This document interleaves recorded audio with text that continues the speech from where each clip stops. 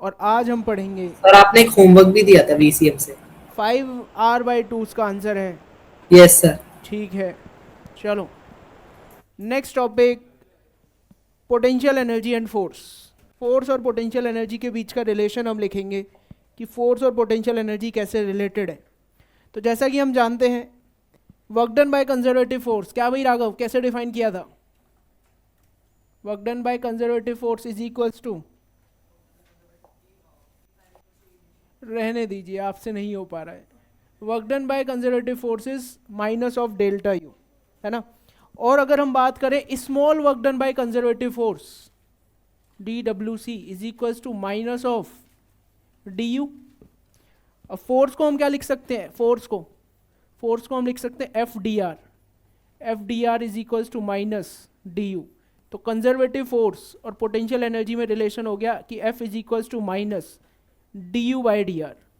मतलब potential energy का differentiate कर दोगे अगर कोऑर्डिनेट के रिस्पेक्ट में, तो तुमको फोर्स मिल जाएगी। ठीक है, ओके। और यहाँ पर अगर हम ग्राफ से देखें, graph U versus R graph होगा, तो यू वर्सेस आर ग्राफ का स्लोप हमको क्या दे देगा?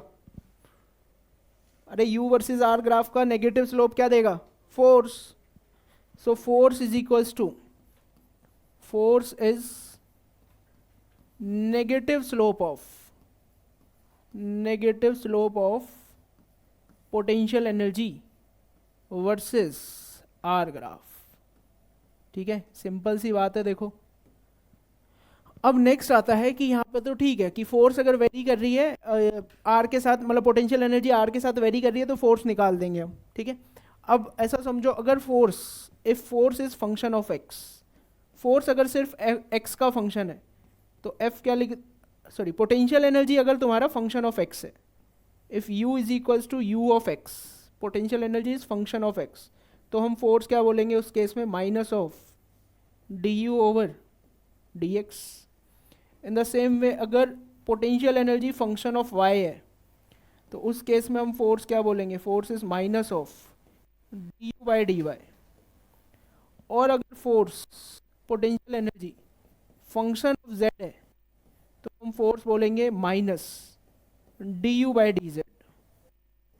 और अगर पोटेंशियल एनर्जी एक्स, वाई और जेड तीनों का फंक्शन हो जाए, तब अपने पास फोर्स क्या हो जाएगी? तब अपने पास फोर्स वेक्टर होगा, माइनस साइन बाहर निकाल दो, d you by d x, del you by del x I cap, plus del you by del Y J cap, और plus del you by del Z के कैप। अब ये del क्या है? डेल को हम बोलते हैं पार्शियल डिफरेंशिएशन या पार्शियल डिफरेंशियल। वो हम सीखेंगे कि पार्शियल डिफरेंशिएशन क्या होता है, कैसे निकालते हैं पार्शियल डिफरेंशिएशन। तो ये भी अपने पास एक इंपॉर्टेंट फॉर्मूला है कि जब पोटेंशियल एनर्जी एक्स, वाई और जेड तीनों का फंक्शन होगी, तो फोर्स कुछ इस तरह से हम देंगे। ओके, तो ये हो गया। अब एक और चीज़ समझो यहाँ पर, एक और चीज़ क्या है, देखो इफ, अभी तो क्या था, पोटेंशियल एनर्जी गिवन थी, फोर्स निकाल रहे थे, है ना। इफ फोर्स इज गिवन तो चेंज इन पोटेंशियल एनर्जी कैसे निकालेंगे? If F vector is given, अगर फोर्स वेक्टर तुम्हें गिवन है तो पोटेंशियल एनर्जी कैसे निकालेंगे? तो हम जानते हैं f is minus D you by D r, तो माइनस ऑफ डी यू क्या बन जाएगा तुम्हारे पास? माइनस ऑफ डी यू तुम्हारे पास बन जाएगा f vector dot D R vector. Simple इसी रिलेशन से निकाला है कि d u is equal to f D r, तो minus of D u is f vector dot D R vector. अब इसको फिर इंटीग्रेट कर देंगे from initial potential energy to final potential energy, और ये हो जाएगा अपना integration of F vector dot D R vector from initial position to final position. तो यहाँ से तुम्हारे पास आ जाएगा, नेगेटिव को भी उधर पहुँचा दो तो minus of integration F dot D R, और डी यू का इंटीग्रेशन यू बन जाएगा, तो ये होगा final potential energy minus initial potential energy is equals to negative of F vector dot D R vector from initial position to final position. या फिर तुम ऐसे भी बोल सकते हो कि initial potential energy minus final potential energy is integration of F vector dot D R vector from R initial to R final. जो भी फॉर्म तुमको सही लगे तुम उसको याद कर सकते हो, दोनों से ही सेम आंसर आएगा। नोट कर लो अब ये सारी चीज़ें, फिर प्रॉब्लम्स पे आते हैं। क्या भाई भविष्य ऑनलाइन बैठा है आज छिपके?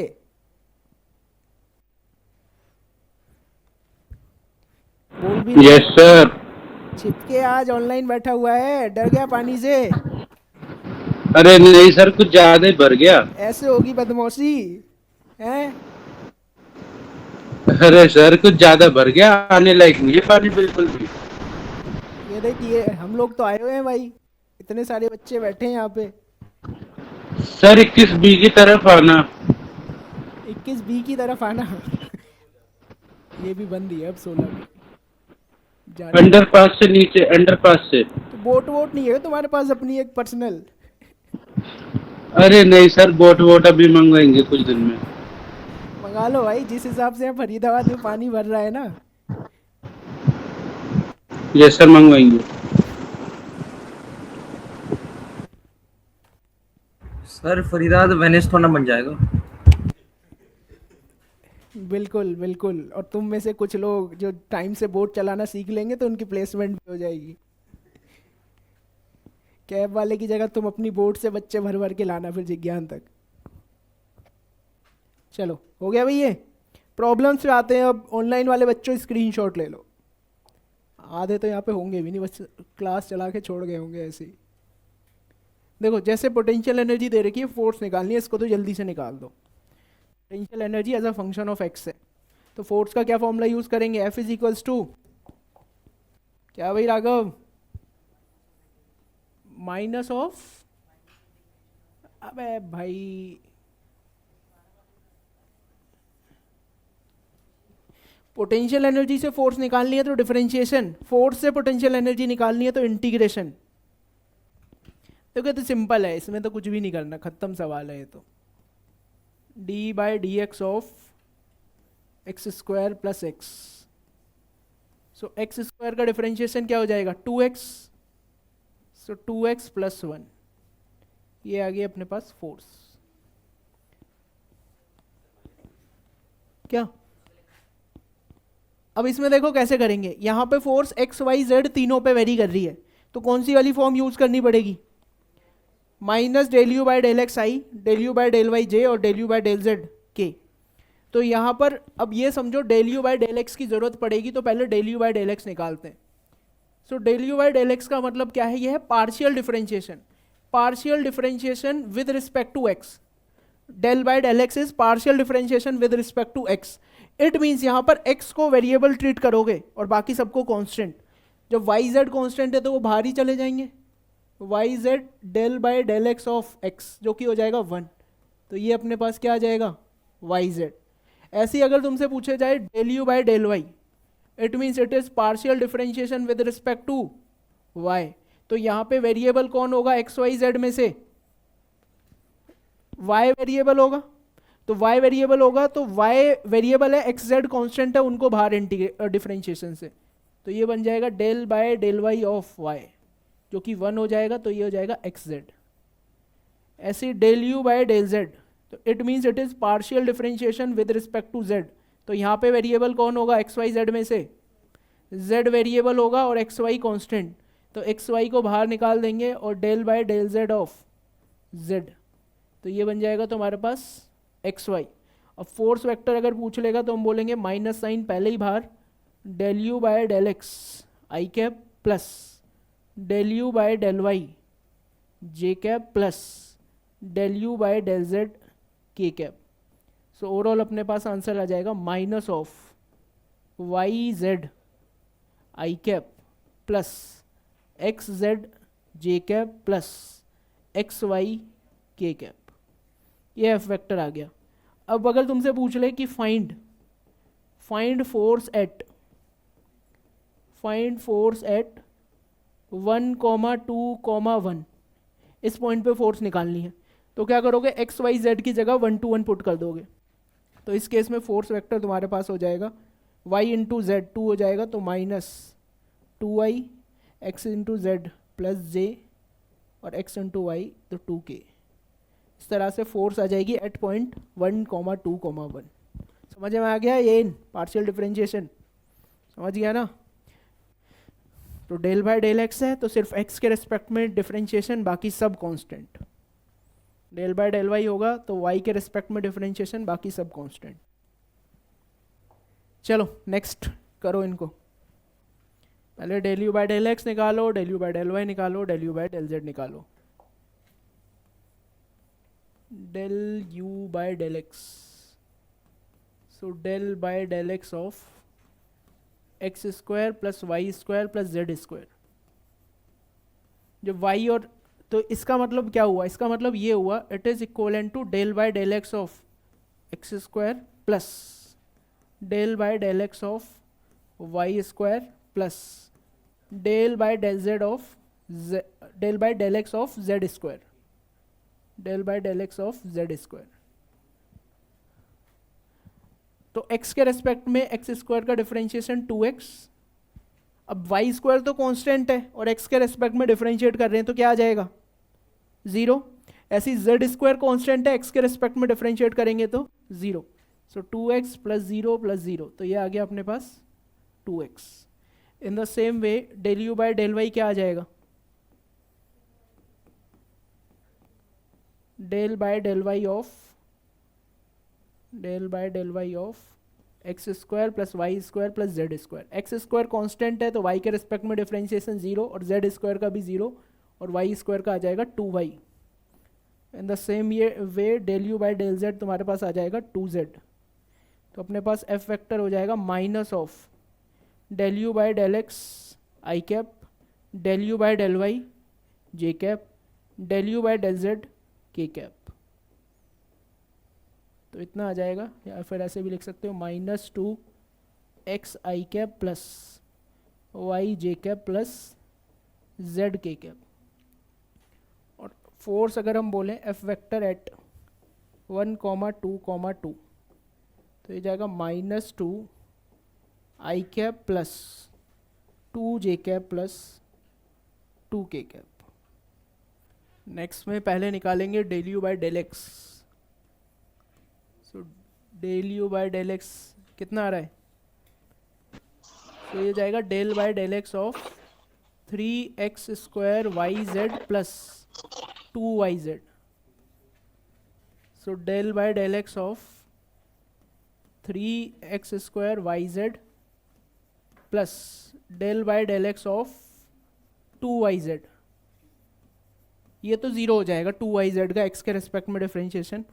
तो यहाँ पर x के रेस्पेक्ट में कर रहे हैं तो 3yz बाहर और x स्क्वायर का आएगा 6x। तो ये आ रहा है 6xyz और प्लस 0। ऐसी same del you by del Y निकालेंगे तो ये होगा del by del x of, हाँ बोलो भाई। Sir minus of 6i cap plus 5j cap plus 5k cap. देखते हैं अभी क्या आएगा, -6 जो भी है। Del by del Y of 3x square Y Z plus del by del Y of 2yz। तो यहाँ पर y के रेस्पेक्ट में डिफरेंशिएट होगा तो 3x स्क्वायर z बाहर, del y by del Y 1, ऐसे 2z बाहर और डेल y डेल वाई 1 हो जाएगा। तो ये हो जाएगा 3x square z plus 2z। In the same way del you by del z अगर हम निकालेंगे तो होगा del by del z of 3x square Y Z plus del by del z of 2yz। z के respect में differentiation तो 3x square Y बाहर, यहाँ पर 2y बाहर और z का differentiation. So 3x square Y plus 2y ये आ जाएगा अपने पास। तो फोर्स वेक्टर अगर हम लिखेंगे वो जाएगा minus of del you by del X जो कि आया 6xyz I cap, del you by del Y 3x square z plus 2z J cap plus 3x square Y plus 2y K cap. अब अगर हम निकाले फोर्स वेक्टर एट 1,1,1 तो यहाँ से आ जाएगा माइनस बाहर 6i plus 5j plus 5k। चलो यहाँ पे फोर्स तुम्हें दे रखी है और बोला है कि ए पॉइंट पे कोऑर्डिनेट है 1,1 और पोटेंशियल एनर्जी है 10 जूल, बी पॉइंट के कोऑर्डिनेट है 2,3 और उस पॉइंट पे पोटेंशियल एनर्जी पूछी हुई है। तो यहाँ पर फोर्स गिवन है, पोटेंशियल एनर्जी निकालनी है, तो क्या करना पड़ेगा? इंटीग्रेशन। तो यहाँ हम यूज़ करेंगे formula u final minus u initial.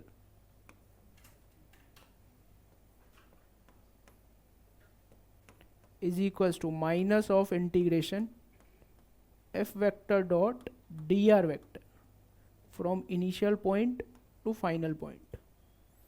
और तुम इसकी ऑल्टरनेट फॉर्म भी यूज़ कर सकते हो कि u initial minus u final is equals to integration of f vector dot dr vector from initial point to final point.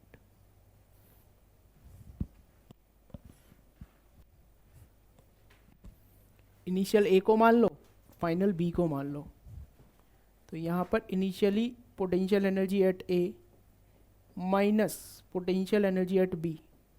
Initial point है तुम्हारे पास 1,1 और फाइनल पॉइंट है तुम्हारे पास 2,3।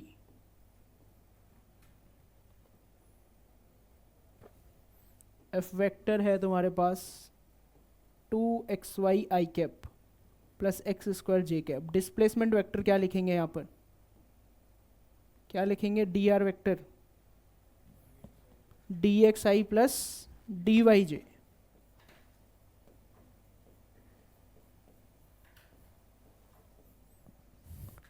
सो पोटेंशियल एनर्जी ए पर तुम्हारे पास है 10 minus potential energy at B is equals to integration, ये बन जाएगा 2xy dx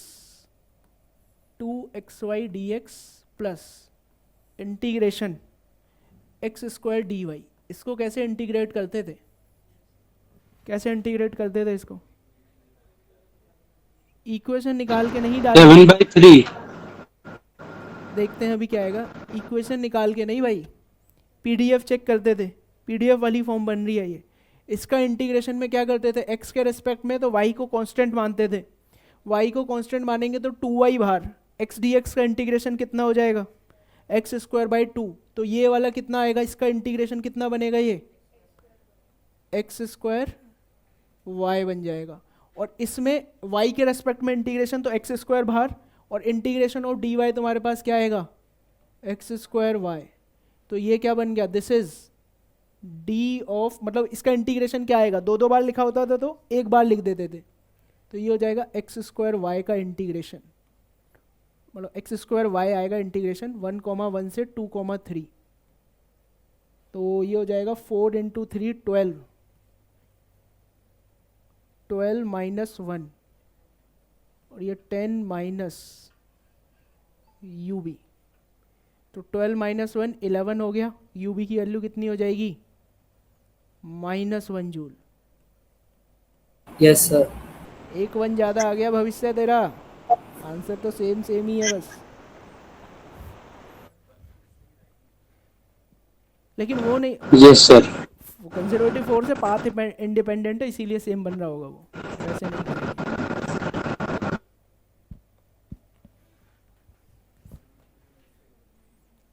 किससे? इसी से ही करते हैं भाई। वो इसमें कभी कभी उससे सही नहीं आता, क्योंकि कंजर्वेटिव फोर्सेस है ना। पोटेंशियल एनर्जी डिफाइन ही सिर्फ कंजर्वेटिव फोर्सेस के लिए की गई है। नेक्स्ट प्रॉब्लम करो ट्राई। सेम सवाल डिफरेंट लुक में कर लिया गया। ये देखो, इतना टाइम तो नहीं लगना चाहिए। अब हो गया भाई राघव। तो यहाँ पर क्या करेंगे? यहाँ पर भी वही u initial minus u final is equals to integration f vector dot dr vector from initial point to final point. तो u इनिशियल तो अपने पास है potential energy at a minus potential energy at b। f vector यहाँ पर अपने पास है ही, ये हो जाएगा 3x² y² z प्लस आई कैप भी है। So 3x² Y square Z I cap plus 2x³ Y Z J cap plus x³ Y square K cap. और यहाँ पर डिस्प्लेसमेंट वेक्टर क्या हो जाएगा, dxi dyj और dzk, ये हो जाएगा। तो पोटेंशियल एनर्जी ए पर 20 गिवन है, बी पर हमको पोटेंशियल एनर्जी फाइंड करनी है। तो ये हो जाएगा integration 3x³ Y square Z into D X plus integration 2x³ Y Z D Y plus integration x³ Y square D Z. इसका इंटीग्रेशन क्या आएगा, x के रेस्पेक्ट में है तो वाई जेड बाहर, तो वाई जेड बाहर होगा तो ये कितना आ जाएगा अपने पास, इसमें कुछ गड़बड़ हाँ एक्स स्क्वायर है, ये एक्स स्क्वायर लिखा हुआ है, ये 3x² वाई स्क्वायर। तो x के रेस्पेक्ट में करेंगे 3y² z बाहर है और x के रेस्पेक्ट में x³/3। सो 3 से 3 कैंसिल, तो ये तुम्हारे पास कितना आएगा x³ Y square into Z. Similarly इधर भी 2x³ z बाहर y²/2, तो ये भी देगा x³ वाई स्क्वायर और z। यहाँ पे x³ वाई स्क्वायर बाहर, integration of dz is z, तो x³ वाई स्क्वायर z। मतलब इन तीनों को 3 बार की जगह कितनी बार लिखेंगे, एक ही बार लिखेंगे, x³ Y square z from 1,1,1 2 कितना है 2,3,4। तो ये तुम्हारे पास कितना बन रहा है 287 बन रहा होगा अपर लिमिट और लोअर लिमिट डालने के बाद 20 माइनस UB। तो UB की वैल्यू अपने पास आ जाएगी -267 जूल, और यही है इसका करेक्ट आंसर।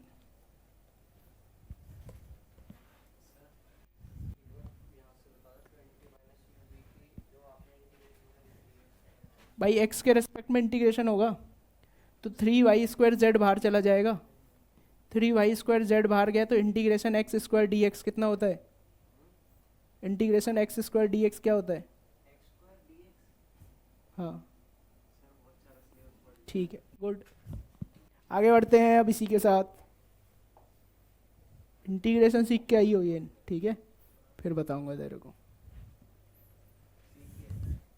सीखा है तो फिर से सीख, भूल चुका है तू। देखो अभी हमने देखा कि अगर potential energy versus x graph दे रखा है, f is -du/dx which is negative slope of u versus x, हमको डायरेक्शन ऑफ फोर्स बतानी है एट p एंड q, ठीक है। तो एट p पे अगर हम बात करें,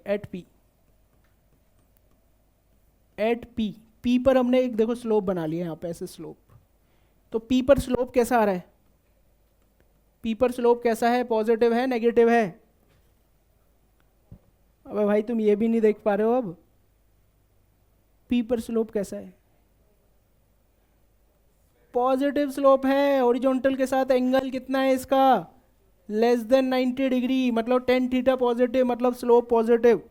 तो यहाँ पर स्लोप पॉजिटिव है तो फोर्स क्या होगी, नेगेटिव होगी या नहीं होगी, क्योंकि स्लोप पॉजिटिव और ये माइनस है तो फोर्स पॉजिटिव नेगेटिव होगी। It means force is along negative x, ठीक है। ऐसे ही अगर हम q पर बात करें, एट q, तो q पर भी हमने क्या किया, एक स्लोप बना लिया। तो यहाँ पर स्लोप बताओ कैसा है, पॉजिटिव है या नेगेटिव है, स्लोप यहाँ पर नेगेटिव है क्योंकि इसका एंगल अगर देखें हॉरिजॉन्टल के साथ that is greater then 90 degree, तो tan थीटा नेगेटिव। तो एट q स्लोप अपने पास क्या आ रहा है, नेगेटिव आ रहा है, तो फोर्स अपने पास कैसी आएगी, फोर्स आ जाएगी पॉजिटिव, क्योंकि नेगेटिव इंटू नेगेटिव पॉजिटिव बन जाएगा। इट मीन्स ये फोर्स किसके अलोंग है, अलोंग +x है ये फोर्स, ठीक है। ये बात समझ में आ रही है कि मतलब अगर पार्टिकल यहाँ पर है तो पार्टिकल किधर जाना चाहता है, आगे जाना चाहता है या पीछे आना चाहता है, पीछे की तरफ आना चाहता है, और यहाँ पे जो फोर्स है वो आगे लग रही है तो वो पार्टिकल को आगे ले जाना चाहती है, ठीक है। तो देखो अब इसी का यूज़ क्या है वो हम आगे पढ़ते हैं कि इक्विलिब्रियम है अपने टॉपिक का नाम। तो हमने क्या किया, हमने एक पहाड़ टाइप शेप बना ली कुछ इस तरह से, ठीक है। और एक बहुत ही महान साइंटिस्ट ने ये जो शेप है इसको बोल दिया कि यही तुम्हारे पास यूएक्स ग्राफ है, यूएक्स ग्राफ मतलब potential energy versus distance graph, ठीक है। इसका नेगेटिव स्लोप हमको क्या देता है, फोर्स देता है। तो फिर हमने क्या किया ना, हमने 2-3 रीजन इसमें मार्क कर लिए। एक रीजन था इधर, इधर की तरफ, इसको बोल दिया रीजन ए। एक रीजन अपने पास इधर था, इसको बोला हमने रीजन बी। और एक इधर रीजन लिया, दिस इज रीजन सी। अब फिर हमने क्या किया, यहाँ पर ऐसे समझो इस पहाड़ पे एक बॉल रख दी, एक बॉल रखी। अब सोचो अगर इस बॉल को थोड़ा सा भी डिस्प्लेस कर दें हम इधर या इधर, क्या ये बॉल वापस उसी पोजीशन पे आ जाएगी या दूर चली जाएगी? दूर चली जाएगी। इट मीन्स ये कैसा इक्विलिब्रियम है, स्टेबल इक्विलिब्रियम है या अनस्टेबल इक्विलिब्रियम है? This is unstable equilibrium. तो ये हमारे पास है अनस्टेबल इक्विलिब्रियम। अनस्टेबल इक्विलिब्रियम क्योंकि अगर बॉल को थोड़ा सा भी हिलाया तो वो वापस आई नहीं, दूर चली गई, ठीक है। ओके, यहाँ पे अगर स्लोप की हम बात करें, इस पॉइंट पे स्लोप क्या देखने को मिल रहा है तुम्हें? यहाँ पे स्लोप क्या होगा, 0। मतलब इधर du/dx क्या है, और हम जानते भी हैं इक्विलिब्रियम का मतलब नेट फोर्स क्या होनी चाहिए, 0। फोर्स होती है -du/dx, तो F = -du/dx क्या आ गई, 0। मतलब यहाँ पर नेट फोर्स क्या है अपने पास, 0 है। और ये कैसा इक्विलिब्रियम है, अनस्टेबल इक्विलिब्रियम है। फिर हम आए बी पॉइंट पे, बी पोजीशन पे। यहाँ पर मान लो फिर से एक बॉल ली, और बॉल को अगर थोड़ा सा भी डिस्प्लेस करें इधर इस डायरेक्शन में या इस डायरेक्शन में, क्या ये दूर चली जाएगी या वापस लौट के उसी पोजीशन पे आ जाएगी? वापस उधर ही आ जाएगी। तो मतलब यहाँ कैसा इक्विलिब्रियम है, स्टेबल या अनस्टेबल? तो यहाँ पर है अपने पास स्टेबल इक्विलिब्रियम। यहाँ पर भी फिर हमने क्या किया, स्टेबल लोकेशन, इस पे स्टेबल इक्विलिब्रियम पे एक स्लोप बनाया। स्लोप क्या आया इधर, 0।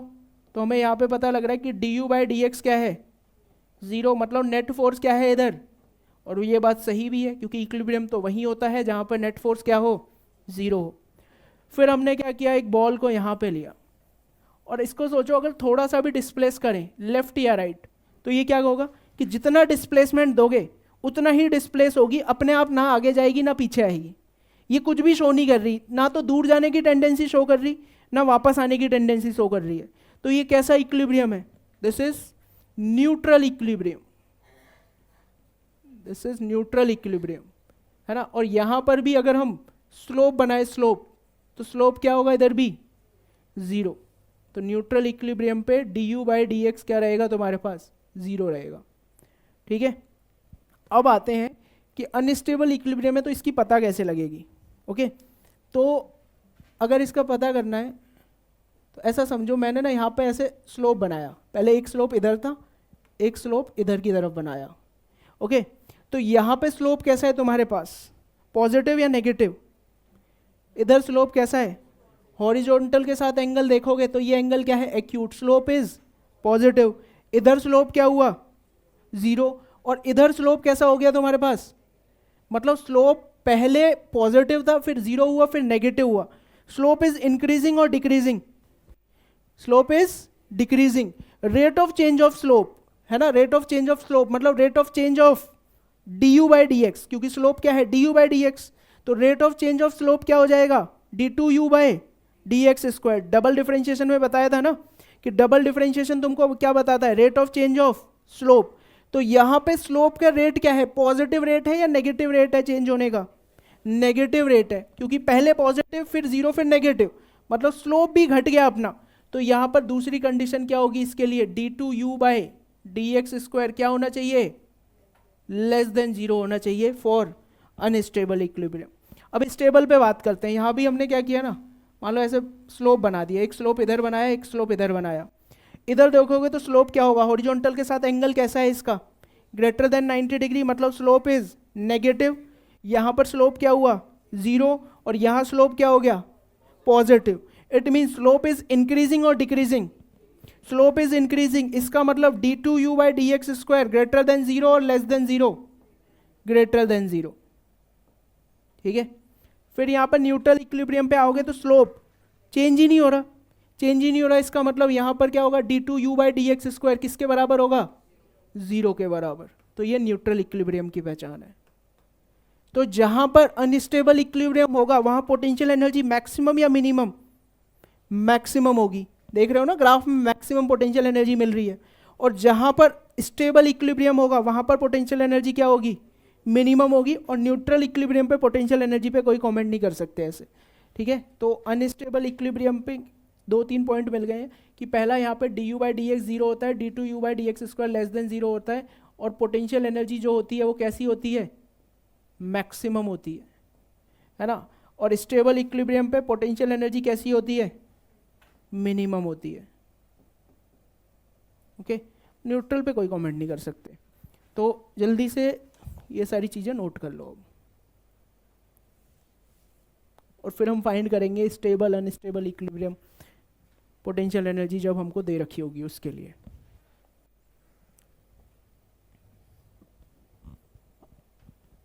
नेक्स्ट है, अब इक्विलिब्रियम के लिए चेक कैसे करेंगे, चेक करना सीखते हैं। तो सबसे पहले तुम्हें potential energy as a function of x दे रखी होगी। मान लो तुम्हें पोटेंशियल एनर्जी दे रखी है, let's say u is equals to 3x² minus 2x plus 2, ऐसा कुछ दे रखा है, कुछ फॉर्म। तो पहला तुम्हें क्या फाइंड करना पड़ेगा, du/dx। उसके बाद इक्विलिब्रियम जहाँ भी होता है हमें पता है वहाँ du/dx क्या हो जाता है, 0। du/dx को 0 पुट करोगे तुम्हें x की कुछ ऐसे वैल्यूज मिल जाएंगी, x is equal to let's say x1 मिल जाएगा और कुछ x2 मिल जाएगा, है ना, 2, 3 कुछ भी हो सकता है। तो वहाँ से हमें इक्विलिब्रियम पोजीशन मिल जाएगी। अब यहाँ पर 2 पोजीशन मिली, x1 x2। तो अपने को ये क्लियर है x1 और x2 पे इक्विलिब्रियम तो होगा, लेकिन ये नहीं पता कौन सा इक्विलिब्रियम होगा, स्टेबल होगा, अनस्टेबल होगा या न्यूट्रल होगा। तो उसे चेक करने के लिए तुम क्या करोगे, d2u/dx² फाइंड करोगे और उसमें फिर x की ये वाली वैल्यूज पुट करोगे। तो तुमने क्या किया, d2u/dx² फाइंड कर लिया, और एक बार इसमें x की वैल्यू तुमने डाल दी x1, और तुमने देखा d2u/dx² की वैल्यू लेस देन 0 आ गई। तो तुम क्या बोल दोगे, यहाँ पर क्या है, अनस्टेबल इक्विलिब्रियम या पोटेंशियल एनर्जी मैक्सिमम। फिर तुमने ऐसे ही क्या चेक किया, d2u/dx² at x is equal to x2, और ये वैल्यू आ गई ग्रेटर देन 0। तो तुम बोलोगे यहाँ x2 पर क्या है, स्टेबल इक्विलिब्रियम है या पोटेंशियल एनर्जी मिनिमम है। और अगर d2u/dx² 0 आ गया तो न्यूट्रल इक्विलिब्रियम हो जाएगा। जल्दी से नोट कर लो ये बातें। इसी सेम चीज़ें कराई थी एक और जगह, याद है तुम लोगों को, मैक्सिमा एंड मिनिमा जब पढ़ाया था मैथमेटिकल टूल में। सो du/dx क्या आ जाएगा अपने पास, 3x² माइनस 27। स्टेप 1 हो गया अपना। स्टेप 2 क्या बोलता है कि मतलब स्टेप 1 में ही था वैसे, du/dx को क्या पुट करना है, 0। तो 3x² minus 27 is equals to 0। तो यहाँ से x² आ जाएगा 9, मतलब x की वैल्यू क्या होगी, +3 और -3। अब हमें ये नहीं पता +3 पे स्टेबल है या अनस्टेबल है, सेम -3 पे भी नहीं पता। तो इस केस में क्या बोलता है फिर, जो अपना प्रोसीजर है वो बोलता है क्या फाइंड करो, d2u/dx²। डबल डिफरेंशिएशन करेंगे तो ये कितना आ जाएगा, 6x आ गया, ठीक है। अब हम चेक करते हैं d2u/dx² की value at x is equals to +3। तो ये वैल्यू तुम्हारे पास कितनी आ जाएगी, 6 × 3 18, which is greater than 0। This implies x is equals to +3 is stable होगा अनस्टेबल होगा, स्टेबल होगा। अनस्टेबल पे तो लेस देन 0 होता है। दिस इज स्टेबल इक्विलिब्रियम, है ना। और अब d2u/dx² हम चेक करें at x is equals to -3, तो ये कितना आ जाएगा अपने पास, -18 less than 0। It means x is equals to -3 is unstable equilibrium position. अब तुमसे पूछा गया है find out the maximum value of potential energy and minimum value of potential energy. जल्दी से निकालो maximum value of potential energy and minimum value of potential energy, umax।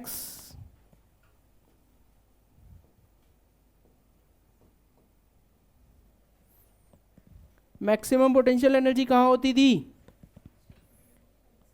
Unstable equilibrium पे। तो मतलब मैक्सिमम पोटेंशियल एनर्जी के लिए हम क्या करेंगे, एक्स की वैल्यू क्या पुट कर देंगे, -3। मिनिमम पोटेंशियल एनर्जी कहाँ होती थी, स्टेबल पे। तो मिनिमम पोटेंशियल एनर्जी के लिए पोटेंशियल एनर्जी के 54 मामले में एक्स की वैल्यू +3 रख देंगे। यू मैक्सिमम कितना हो जाएगा, यू मैक्सिमम कहाँ पर है, अनस्टेबल इक्विलिब्रियम पे।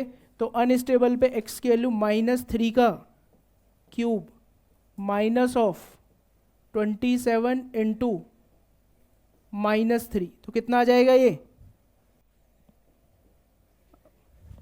कितना आ रहा है, 54 आ रहा है, 54 जूल प्लस का। लेकिन ऐसे ही minimum potential energy u minimum अपने पास कितनी होगी, यहाँ पर यू मिनिमम मतलब स्टेबल इक्विलिब्रियम मतलब एक्स की जगह 3, तो 3 का क्यूब -27 इंटू 3 कितना आ रहा है, ये -54, तो -54 जूल। अब नेक्स्ट सवाल है, इसमें हमको बोला है कि पोटेंशियल एनर्जी वर्सेस एक्स का एक रफ सा डायग्राम बनाओ कि कैसा दिखेगा। तो रफ सा अगर हम इसका डायग्राम बनाएं या एक एक्सपेक्टेड शेप बनाएं, तो देखो कहाँ पे बनाएंगे, एक बार x की वैल्यू रख लेते हैं हम +3, एक बार x की वैल्यू लिख लेते हैं -3, यहाँ पोटेंशियल एनर्जी। ओके, तो हमको पता है कि x की वैल्यू +3 पर पोटेंशियल एनर्जी कितनी है अपने पास, -54। तो यहाँ कहीं पे एक पॉइंट लाई करेगा और यहाँ पर क्या होगा अपने पास, मिनिमा। और यहाँ पर पोटेंशियल एनर्जी मैक्सिमा है कब, x की वैल्यू -3 के कॉरेस्पॉन्डिंग पोटेंशियल एनर्जी है 54, तो ये वाला पॉइंट 54 जूल के कॉरेस्पॉन्ड होगा। और ओरिजिन पे अगर x की वैल्यू 0 तो u की वैल्यू कितनी है, 0, मतलब ग्राफ ओरिजिन से भी पास करेगा। तो शेप इसकी कैसी हो जाएगी, इसकी ऐसी हो जाएगी कि यहाँ मैक्सिमा होगा, यहाँ मिनिमा होगा, और इस तरह से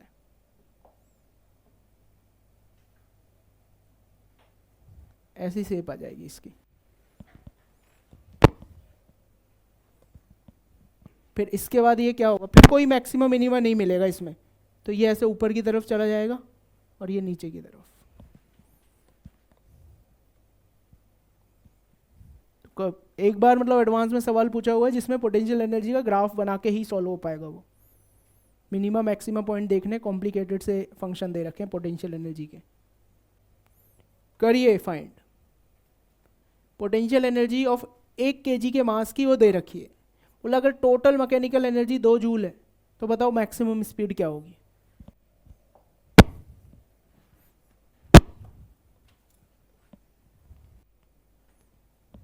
कैसे करेंगे इस सवाल को, कोई बच्चा बताना चाहेगा।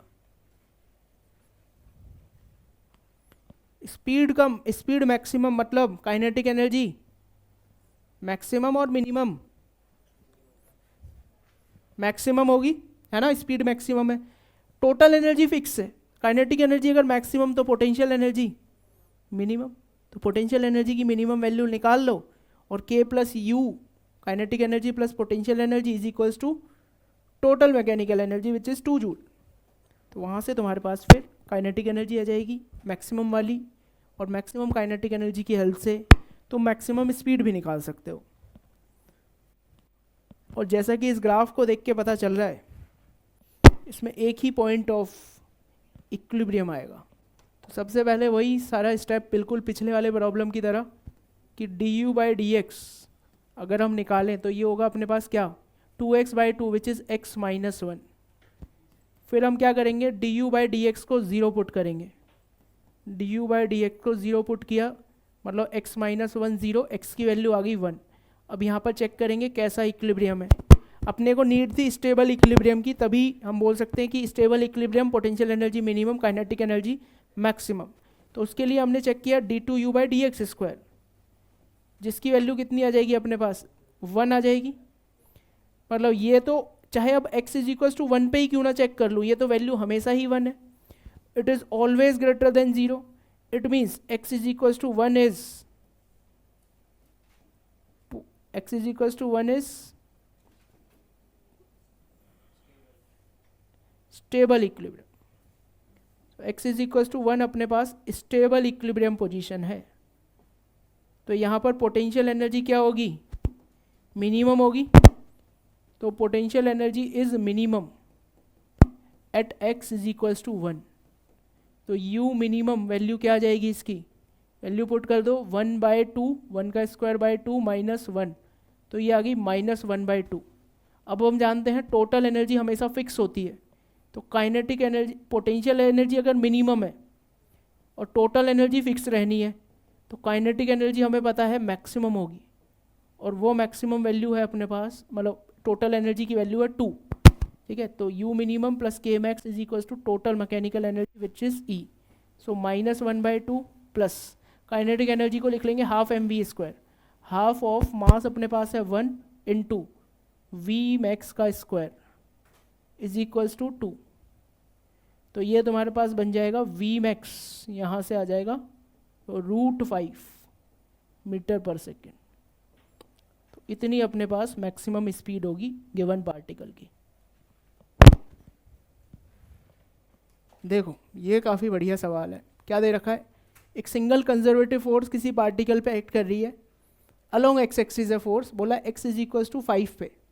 पार्टिकल की काइनेटिक एनर्जी है 50 जूल, ठीक है, और उसकी पोटेंशियल एनर्जी जनरल इस फॉर्म में दी जाती है। हमें बताना है mechanical energy of the system कितनी होगी, और हमें ये भी बताना है कि मैक्सिमम काइनेटिक एनर्जी कितनी होगी। यहाँ पे इसने एक इन्फॉर्मेशन हमको दे दी थी कि x इज इक्वल्स टू 5 पे काइनेटिक एनर्जी दे रखी है। अगर मैं x इज इक्वल्स टू 5 पे पोटेंशियल एनर्जी भी निकाल लूँ तो दोनों का समी क्या बन जाएगा, मैकेनिकल एनर्जी। तो at x is equals to 5, यहाँ पे तो ज़्यादा मेहनत करनी भी नहीं है। At x is equals to 5, x is equals to 5 पे पोटेंशियल एनर्जी अगर हम देखें तो कितना हो जाएगा, 15 प्लस 5 माइनस 3 का whole square which is 19 joule. और गिवन काइनेटिक एनर्जी कितनी है अपने पास, x इज इक्वल्स टू 5 पे 50 जूल। तो मैकेनिकल एनर्जी तो हर जगह ही कंजर्व होगी क्योंकि सिर्फ कंजर्वेटिव फोर्सेस लग रही हैं, तो मैकेनिकल एनर्जी हर जगह सेम। तो mechanical energy is equals to E is equals to K plus U, जो कि तुम्हारे पास आ जाएगा 69 जूल।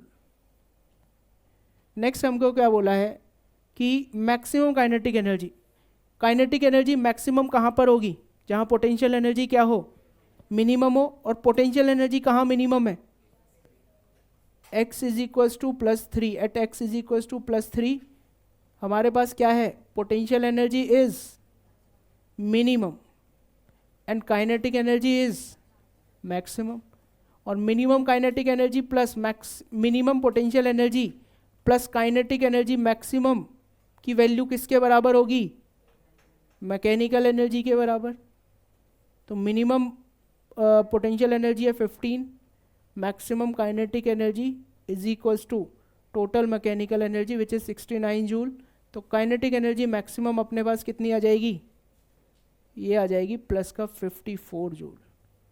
तो देखो मैक्सिमम काइनेटिक एनर्जी भी आ गई और मैकेनिकल एनर्जी भी आ गई। सिंपल सा सवाल था, बस ग्राफ देख के डरा दिया। du/dx जीरो करना ही नहीं, ग्राफ में दिख ही रहा है, उसका कुछ नहीं करना वहाँ पर। उसको करेगा भी तो भी यही आ जाएगा फिर से, x इज इक्वल्स टू 3। चलो नेक्स्ट देखिए, फोर्स वर्सेस अगर डिस्टेंस ग्राफ दे रखा हो, f वर्सेस x ग्राफ से इक्विलिब्रियम कैसे पहचाने, ध्यान से देखिए।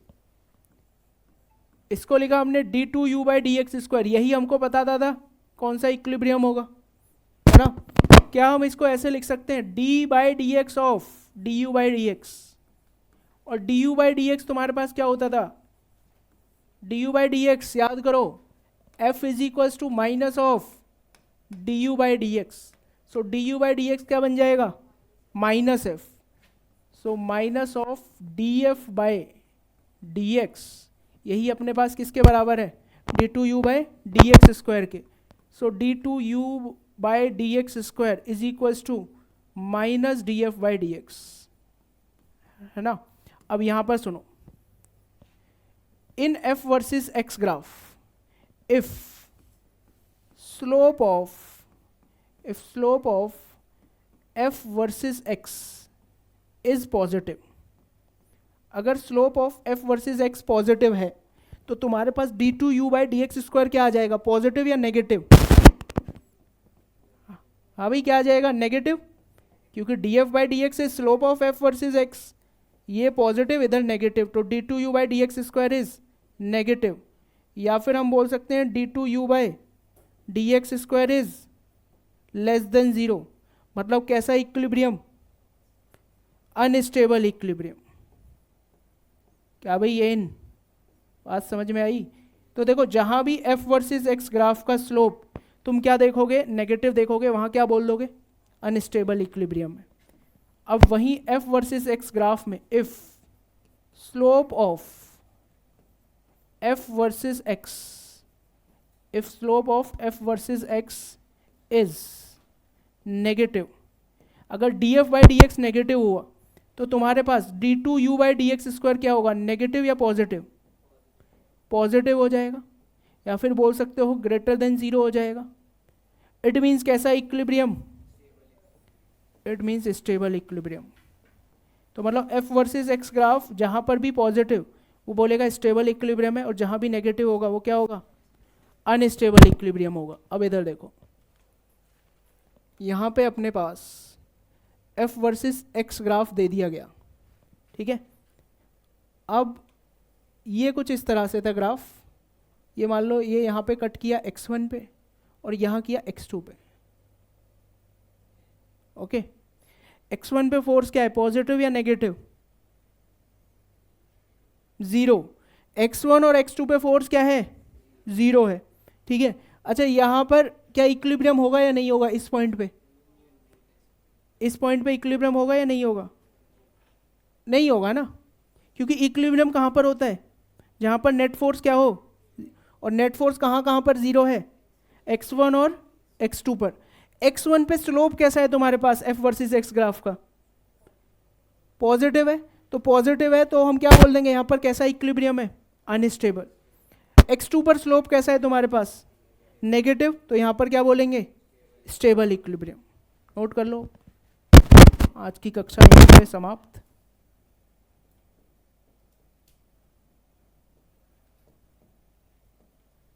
At x1 and x2 f net is equals to 0 means x1 and x2 are equilibrium points,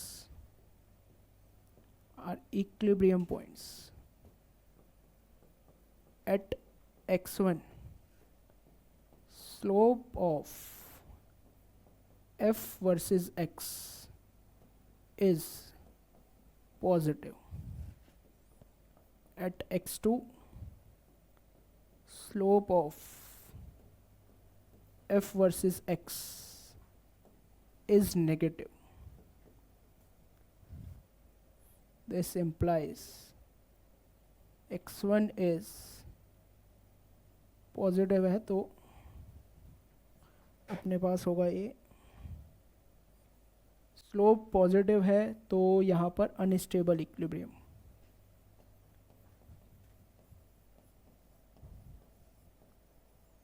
और x2 इज